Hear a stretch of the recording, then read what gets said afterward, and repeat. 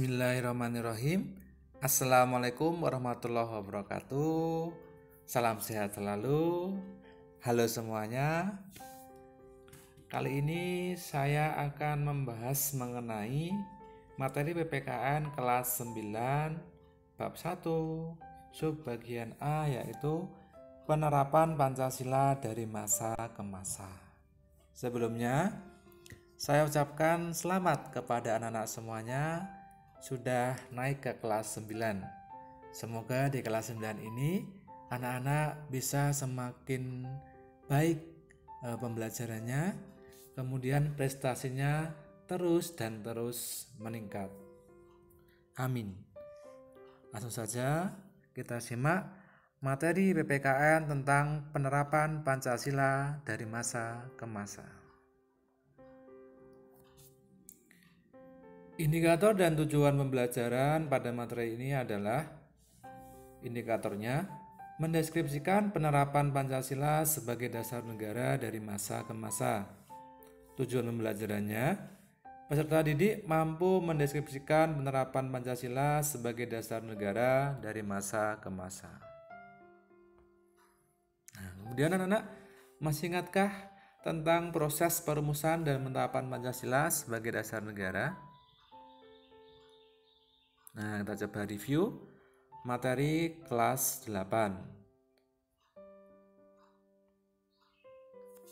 Pancasila sebagai dasar negara. Pancasila berfungsi sebagai dasar mengatur penyelenggaraan pemerintahan negara. Pancasila sebagai sumber dari segala sumber hukum. Kemudian, Pancasila sebagai pandangan hidup bangsa.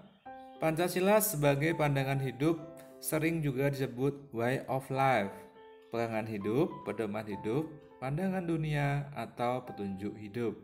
Jadi berbeda ya antara Pancasila sebagai dasar negara dan Pancasila sebagai pandangan hidup bangsa.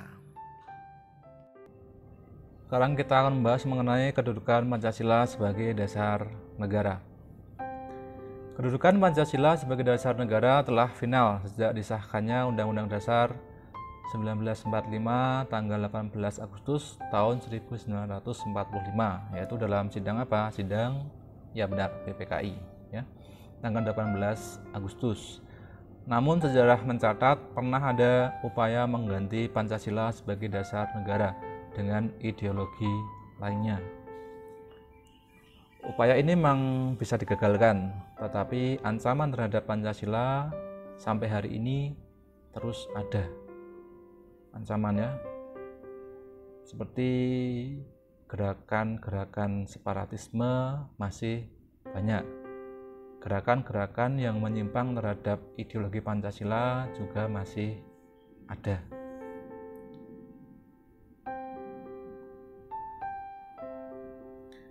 Sejak kemerdekaan negara Indonesia kita telah menerapkan Pancasila. Sejak kita merdeka,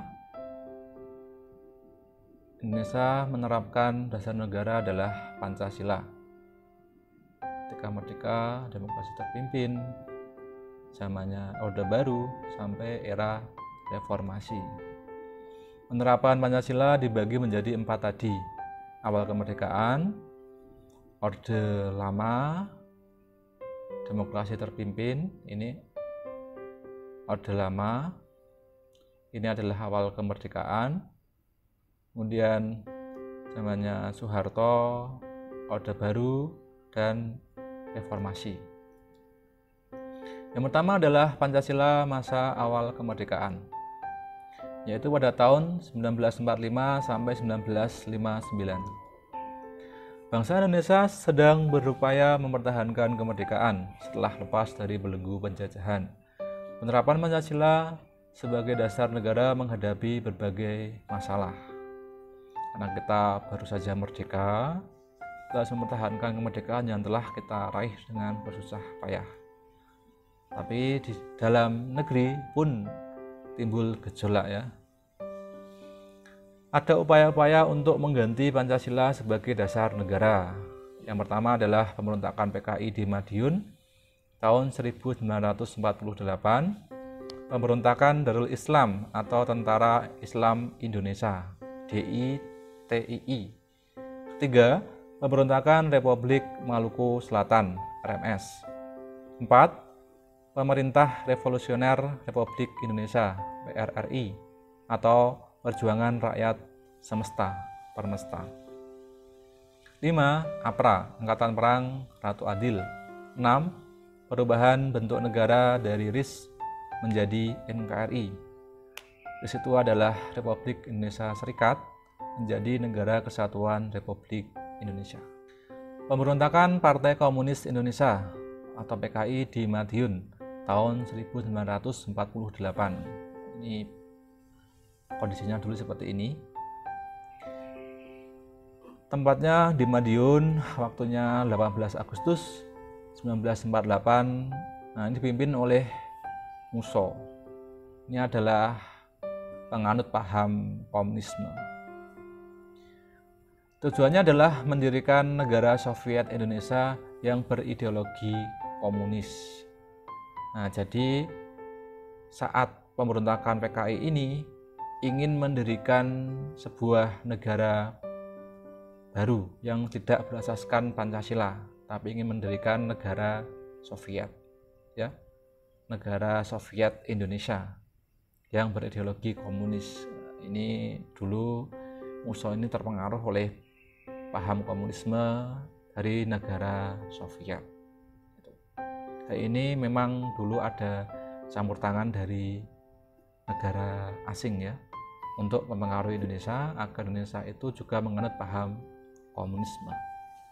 Tentu saja paham komunisme itu bertentangan dengan paham Pancasila.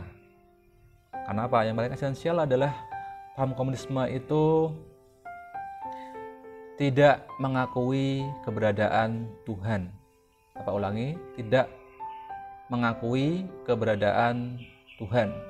Karena dalam paham komunisme itu yang benar itu adalah sesuatu yang bisa diindra, sedangkan Tuhan itu kan adalah zat yang dia maha kuasa, tidak bisa kita lihat secara kasat mata, tapi kekuasaannya ada di bumi ini. Pada itu komunisme dengan identik dengan materialismenya, anggap kebenaran adalah yang bisa diindra, sedangkan Tuhan tidak bisa diindra. Dan ada penganut komunisme, Karl Marx itu mengatakan bahwa agama adalah candu.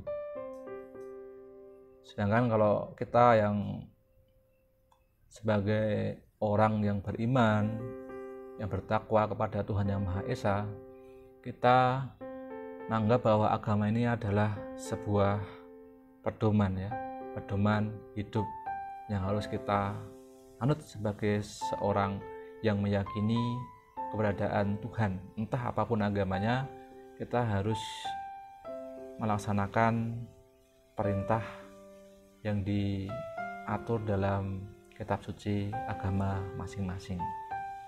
Pemberontakan Darul Islam Tentara Islam Indonesia (DITII).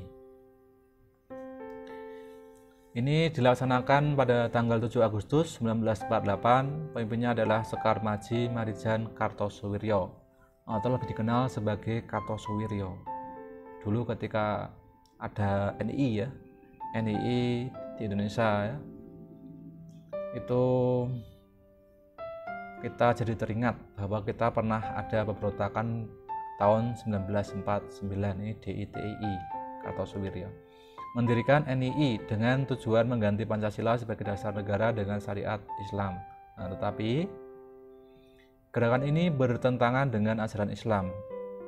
Karena apa?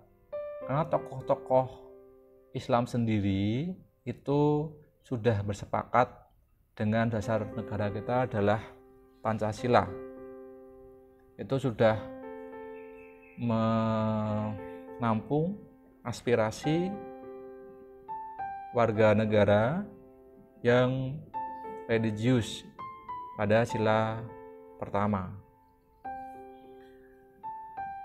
Tindakannya adalah pembakaran rumah penduduk, pembongkaran rel kereta api, perampasan harta benda penduduk, dan penganiayaan penduduk. Ini berakhir pada 4 Juni 1962 ketika Kartosuwiryo sudah ditangkap. Pemberontakan Republik Maluku Selatan atau RMS. RMS terjadi di Maluku Selatan. Pulau terbesarnya adalah Seram, Ambon, dan Buru. Pada tahun 1950, tepatnya adalah 25 April. Pemimpinnya adalah Christian Robert Stephen. Tujuannya adalah mendirikan negara sendiri, yaitu Republik Maluku Selatan. RMS di Ambon dikalahkan militer Indonesia pada bulan November 1950. Kemudian RMS di Seram berakhir sampai bulan Desember 1963. Pemerintah RMS kemudian mendirikan pemerintahan dalam pengasingan di Belanda tahun 1966.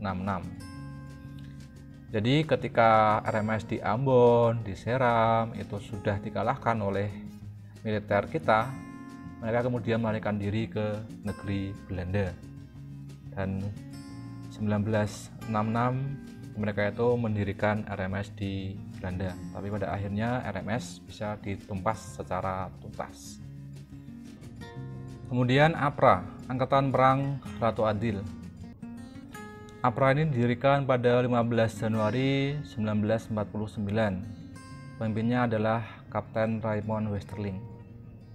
Intinya adalah mempertahankan negara federasi yang dibentuk Belanda untuk melawan NKRI yang dipimpin oleh Soekarno-Hatta. Jadi ingin mempertahankan bentuk dan negara kita yang dulu itu adalah federal ya, RIS. Westerling bersekongkol dengan Sultan Hamid II untuk mewujudkan misinya tersebut. APRA melakukan kudeta terhadap NKRI tanggal 23 Januari 1950. Berhasil menduduki Bandung, membunuh puluhan anggota TNI termasuk Letnan Kolonel Limbong. Tapi akhirnya APRA bisa ditumpas. Kudeta Westerling mengalami kegagalan. Westerling melarikan diri ke Singapura. Kemudian ini mempercepat pembubaran RIS dan kembali ke NKRI tanggal 17 Agustus 1950. Nah, akhirnya APRA telah ditumpas. Perubahan bentuk negara dari RIS menjadi NKRI. Tanggal 27 Desember 1959 RIS terbentuk. Belanda menyerahkan kedaulatan kepada RIS sesuai kesepakatan KMB. Jadi ini KMB itu adalah awal mula berdirinya RIS. Tanggal 17 Agustus 1950 RIS dibubarkan.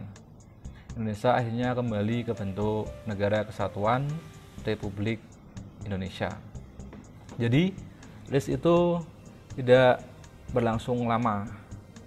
Umurnya hanya seumur jagung untuk sebuah sistem ya, atau sebuah bentuk negara, sebuah negara dari serikat menjadi kesatuan kembali. Jadi Indonesia itu dibentuk negara serikat hanya kurang lebih 9 bulan ya, ketika masa RIS. Saat kembali ke bentuk NKRI, Indonesia menggunakan UUDS 1950. Dengan UUDS atau Undang-Undang Sementara 1950, Indonesia mengadakan pemilu pertama tahun 1955 untuk memilih anggota konstituante. Tanggal 5 Juli 1959, Presiden Soekarno mengeluarkan Dekret Presiden tahun 1959 yang berisi 1. Membubarkan konstituante. 2. Undang-Undang Dasar 1945 berlaku kembali dan UUDS 1950 tidak berlaku. 3. Segera dibentuk MPRS dan DPAS.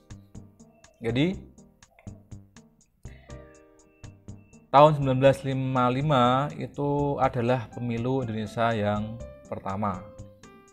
dengan Konstitusi Undang-Undang Dasar Sementara tahun 1950. Sekian, terima kasih.